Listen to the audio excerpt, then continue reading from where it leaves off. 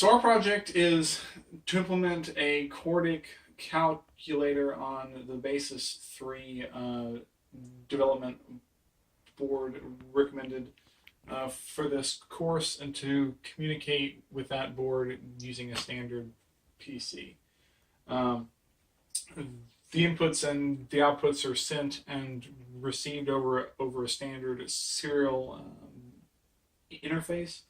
We use the onboard USB connection for the Basis 3 board to send and receive that serial data. We use MATLAB to actually do the serial transmission and receiving, because it's got a serial function built into it, as well as being our platform for the reference design. So the inputs are sent onto the Basis 3 board from the PC. From there, they go into the our top level architecture, which is the serial block, and we'll talk more about that in a second. For clocking, we use the onboard 100 megahertz reference, as well as a pretty standard fifth auto clock IP block. If one wanted to forego the stability and the efficiency of the fifth auto IP block, then you just use that with some conditioning, and it would still work with the code. Lastly, for board-specific features, we use one of the buttons on board the Basis 3 to provide a reset. Some of the logic uses standard reset, and some of the logic uses an active low reset, so we generate both signals internally. So in our top level serial block, we've got several sub blocks, as well as state machines that control the flow of the data in and out of those blocks. Coming in, the first thing that the input data encounters is our receive block. It's a pretty standard UART architecture. Data comes in serially, one bit at a time, least significant bit first. The receive block waits for that low start bit, and then starts clocking in serial data at the center of each serial bit. Once it's received a full 8-bit frame, that is sent out, made available to various registers, as well as a flag is raised indicating that that data is valid and can now be read. The reason that we went with an 8-bit serial frame, even though the majority of our inputs are more than 8 bits, is due to a limitation in the MATLAB serial command. You can only specify 5 to 8 data bits. So we send 2 frames per each of the data inputs, and the 2 control inputs are combined into 1 frame.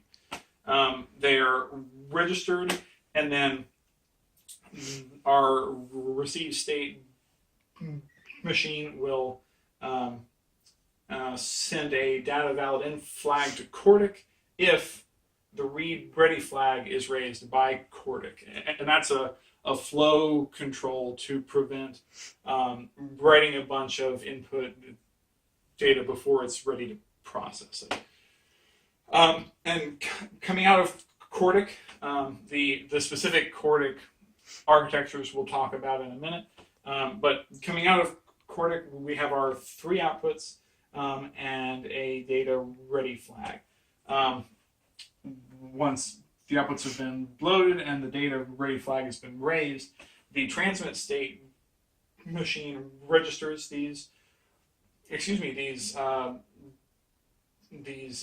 outputs, and then makes them available in 8-bit or less chunks to the transmitter. The transmit process is very similar to the receive process, except flipped. Once the transmitter is ready to transmit, the state machine will send the valid in flag, indicating that the data in bus is appropriately set, and then the transmit block will send a low start bit followed by the 8 data bits, and then it'll raise the line to a 1 for the standard stop bit. And that continues until each of these have been sent from the Basis 3 board to the PC. As serial is sent least significant bit first, we start with the least significant bit of the least significant frame, and then go on up from there. So the first architecture that we explored for the CORDIC algorithm we called the iterative architecture, because it very closely mimics the iterative difference equations of the CORDIC function. We load our 3 inputs, X, Y, and Z, into our 3 registers, which store the state of the result at each iteration. From there, they're passed into their separate combinatorial processing blocks. For instance, the processing that occurs on X implements the appropriate difference equation. The Y variable is right shifted by the number of iterations, and then it's either added or subtracted from the current value of X, depending on the mode that you're operating it in, circular, linear, hyperbolic, etc., as well as the DI variable, which, depending on if you're rotating or vectoring, is going to depend on the sign of Y or the sign of Z.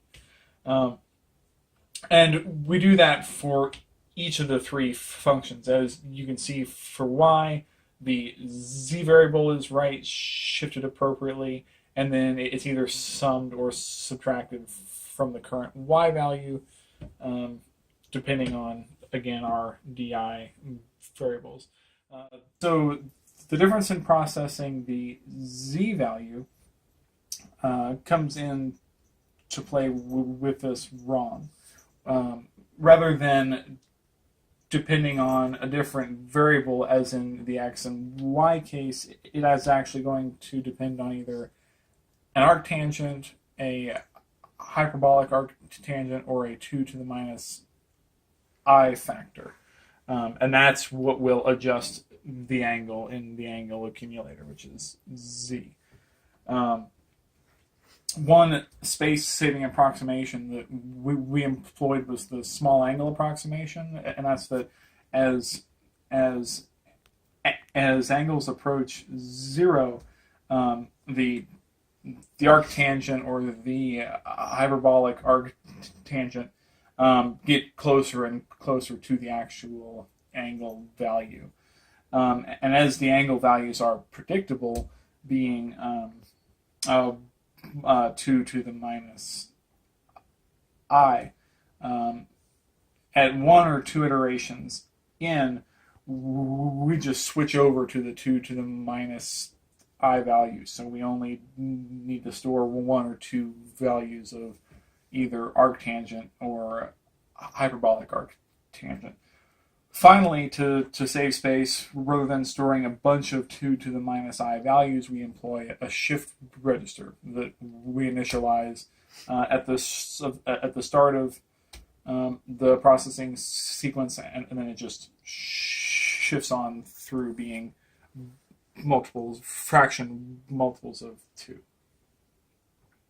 Once the appropriate amount of iterations have been computed, then the outputs are sent out of the CORDIC block. The second architecture that we explored was an unrolled version of the iterative CORDIC architecture. We take the same combinatorial processing blocks that we used in the iterative version and their associated control logic, and then replicate them the number of times that you want to iterate. In between each block, we register the outputs to provide the inputs for the next section. This keeps our latency the same as the iterative block, but because it's pipelined, the sample period is now bounded by between 1 and 3, rather than being equal to the number of iterations that you perform. And the reason that it's between 1 and 3 is our CORDIC implementation can calculate a number of different CORDIC functions. Some start at iteration 0, which is the circular case. Some start at iteration 1 with the linear and hyperbolic cases. And additionally, the hyperbolic case. And additionally, the hyperbolic case repeats iterations number 3 and 12, or 4 and 13, depending on your numbering scheme. So in between those iterations, we have multiplexers that can feed the input back on itself. In order to properly regulate the pipeline, we have a pipeline controller, which feeds inputs into the pipeline based off of what went in before it. The pipeline controller controls the flow of inputs into the pipeline to be sure that timing collisions do not occur. For instance, if a circular command is fed in and it's going to be followed by a linear one, as soon as the linear command is ready to be fed in starting at iteration 1, that would have been when the circular command had just completed iteration 0 and is also ready for iteration 1. And so the new input will be held back until the circular one passes through. In the hyperbolic case, where several iterations are repeated, enough space is left in the pipeline to ensure that those collisions don't occur. So the sample period ends up being between 1 and 3, depending on which commands are requested.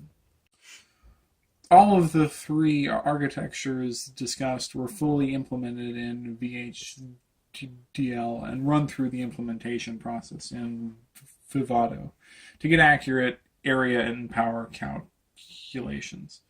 The bit serial, as expected, used fewer LUTs, but because of the complicated control logic required to sequence the serial arithmetic operations, additional registers were required. The unrolled architecture required the most area by far, which is, of course, offset by the decrease in sample period. The power for all 3 architectures was basically the same, around 100 milliwatts for dynamic, 72 for static. So power wasn't a factor that was considered when choosing between the 3.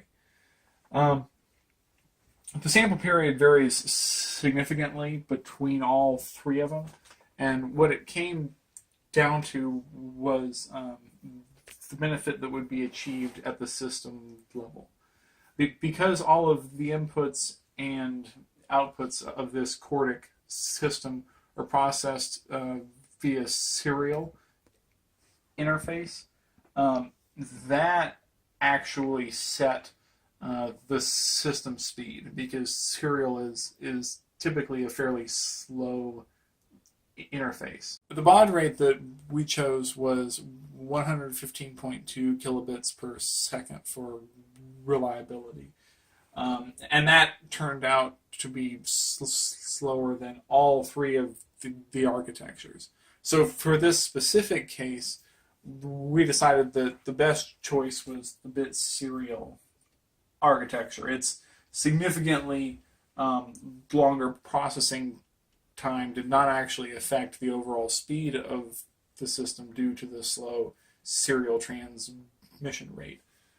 Additionally, all three of the architectures fit onto the board with low utilization percentages, all of them less than 10%. So if a different data transmission interface was used, then one of the faster architectures would be our recommendation. To demo our project, you need to generate a bit stream in Vivado and download it to the board.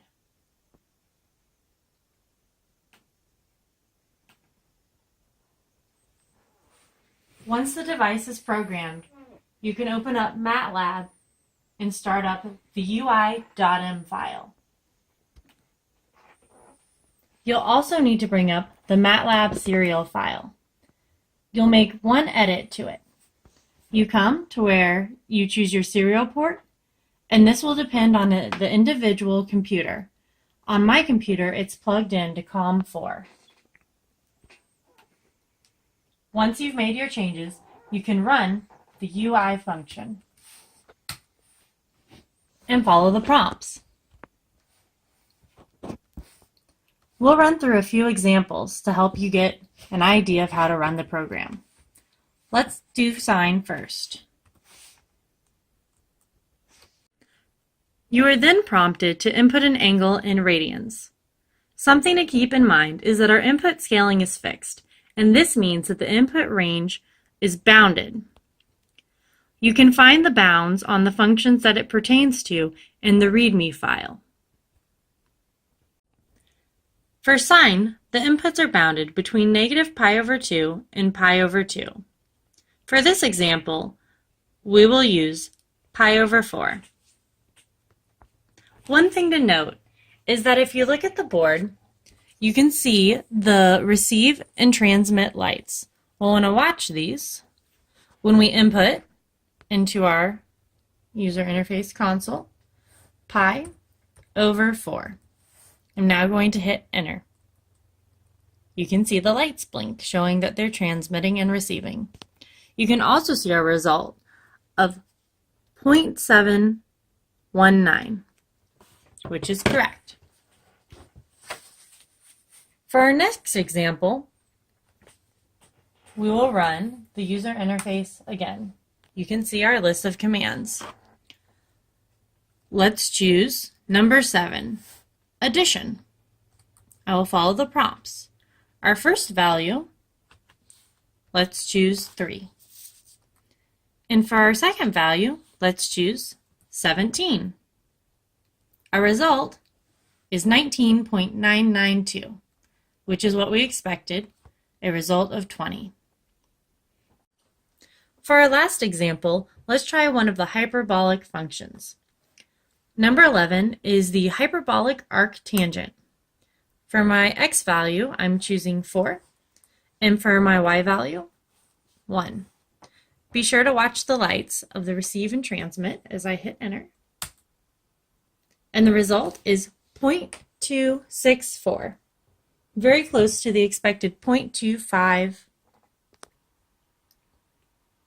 The result will not be exact because it is an iterative process. We iterate 15 times.